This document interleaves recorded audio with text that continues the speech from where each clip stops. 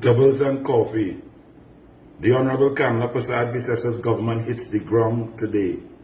So all of you citizens, say a special prayer for each and every one of us, especially our Prime Minister, KAMLA PERSAD BISSESSAR, as we get to work to gather the information to implement the promises that KAMLA PERSAD BISSESSAR and the United National Congress Coalition of Interest made to you.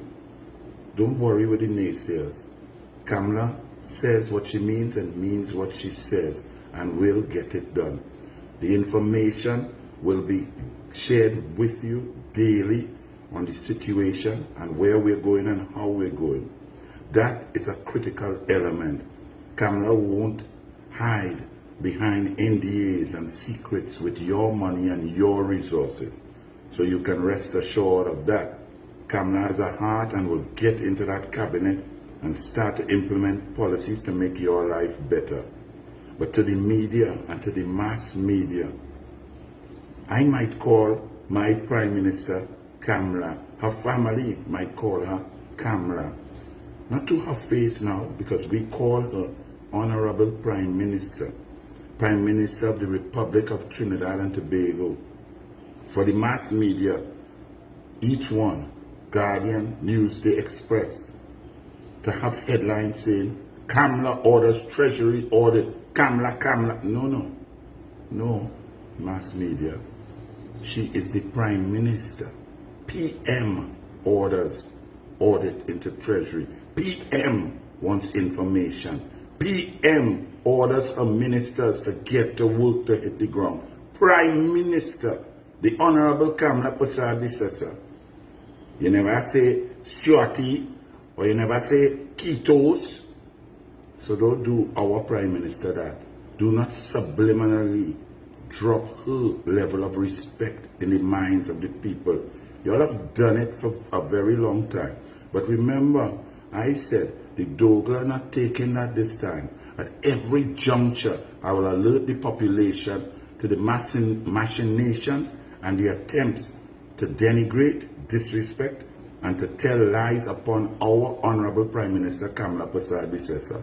So all your headlines about KAMLA this and KAMLA that, mass fake news media, cease and desist. She is the Honorable Prime Minister of the Republic of Trinidad and Tobago, and she deserves her respect, and we will ensure that you give it, whether grudgingly or whether you understand the proper protocols. To all of the public servants out there, KAMLA PERSAD BISSESSAR has given undertaking to you, the people who work hard to serve our nation. She cannot do it without you, your full cooperation. To those who have become quite politically aligned, take a deep breath, say a prayer, and change. Public servants are there to serve the public. The politics is for the politicians. The election is over. There is a new government in town with different policies. So your job and your oath of office, you may not have to actually raise your hand on the Constitution like I did to take an oath. But by being a public servant, that's what you do. Now it has been skewed and the lines have been blurred by the PNM because they put you there and they try to inveigle you like some former permanent secretaries like Alison Due Diligence Lewis, like Vishnu Dan Paul and others. That's not the right way. You are the public servants who serve the public. Your job is to implement policy through the guidelines and correct nature and ensure that things are done properly, swiftly, quickly, so that the people can benefit from who they chose to lead the government. So forget the PNM pass, forget the PNM pressure, forget the PNM vindictiveness, and do your job to the best of your ability as you are supposed to. I will give you two examples, because you all may wonder why Anel coming with this thing. When I was honored to be the Minister of Sport in 2010, my first day, as I went into my office driving my own Jaguar that I had earned from being the sportman, from being an Olympic coach, from having a restaurant, from working on radio with Spangler, I drove into that ministry I saw people with lovely red, black, and white polo t-shirts. And I said, well, it's a Ministry of Sport. I'm not going to wear a suit every day in the Ministry of Sport. I would just wear a suit like cabinet and different occasions and so on, Parliament.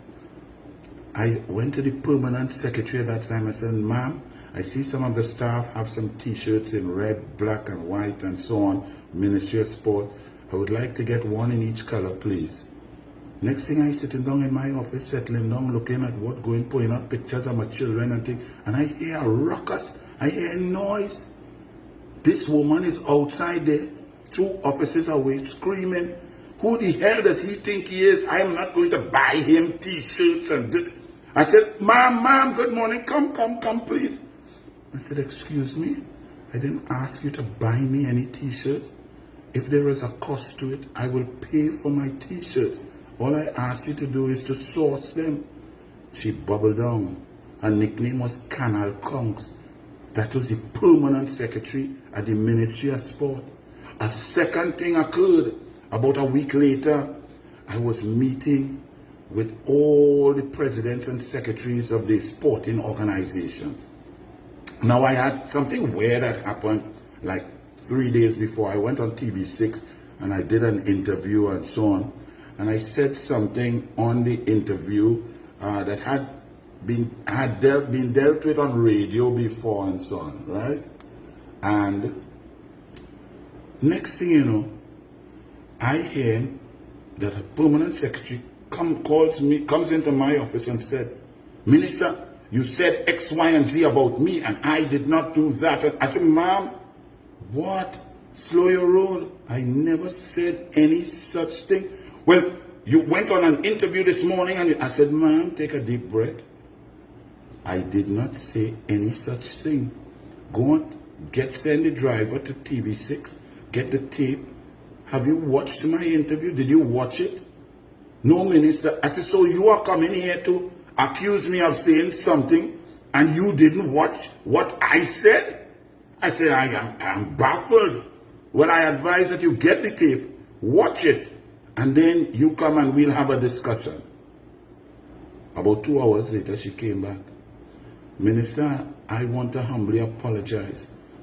Someone told me what you had said and I got emotional. I said, that's how you operate, man? On hearsay, and somebody told you? Well, 3 days later was that big meeting.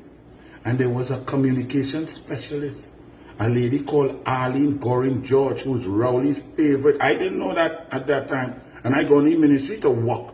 So me and studying who is PNM or who is what. Do your work. And when I went to meet at Hazy Crawford Stadium with all of these presidents and secretaries, about 60 people in the room, the mic didn't work. The system, PA system, did not work.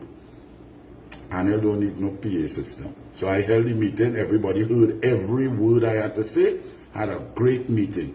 When I was leaving with my driver, Mamu, this lady, Arlene Gorin George, came down.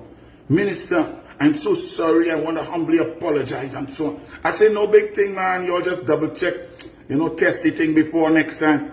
She said, no. I got a call from a former minister of PNM, and they told me what you said on TV6. So I told the permanent secretary. Really? I said, so you didn't watch it? No, well, someone called me and told me what you said, so I reported that to the permanent secretary. So I want to apologize for the misinformation and the miscommunication. I say no more. Do you all understand what your team is going into? To all of the public servants, this is a new day for our country. When the UNC won, everybody won. Our job is to perform to serve the people. No games, no obfuscation, no PNM shenanigans. That is what caused our country to be in this position. So God bless to all my ministerial colleagues, to everybody, to all the UNC family who have to get in there and work. Let's get in there and take example from our Prime Minister KAMLA PERSAD BISSESSAR, the hardest working, toughest, strongest leader in Trinidad and Tobago. God bless. Be safe.